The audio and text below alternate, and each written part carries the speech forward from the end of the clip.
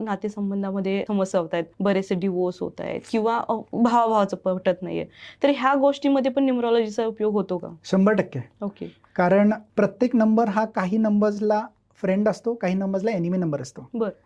तर फक्तच आपल्याच नावाचं स्पेलिंग आपल्याच डेट ऑफ बर्थला कधी कधी एनिमी असलं तर आपल्याला खूप जास्त कष्ट पडतात. बर.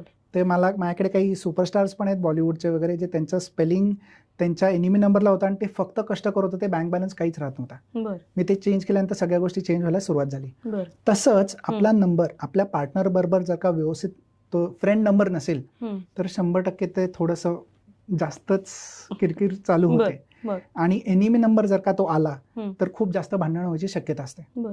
पण ह्याच्यामध्ये पण आपण त्यांना उपाय देऊ शकतो. बर.